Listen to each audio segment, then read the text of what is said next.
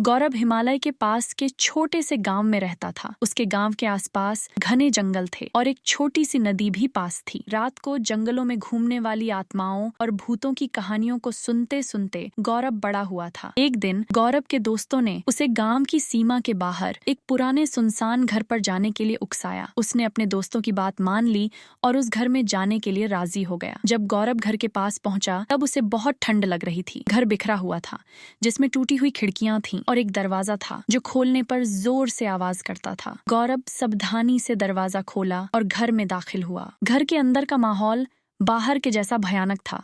छत से जाले लटक रहे थे और हर कदम पर कुछ न कुछ सामान बिखरा हुआ था। अचानक गौरव को ऊपर एक आवाज सुनाई दी। उसे लगा कि आसपास कोई चल रहा है।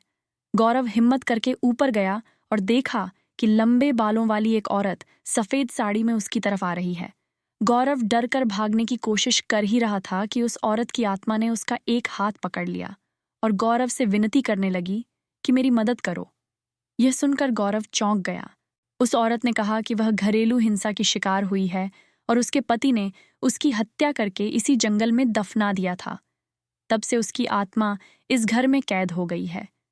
यह सुनकर गौरव ने उस आत्मा की मदद करने का सोचा और उससे वादा किया कि वह उसे मुक्ति दिलाएगा। गौरव अपने दोस्तों की मदद से उस आत्मा के शरीर को खोजता है जो उसे एक पेड़ के नीचे दबा हुआ मिलता है।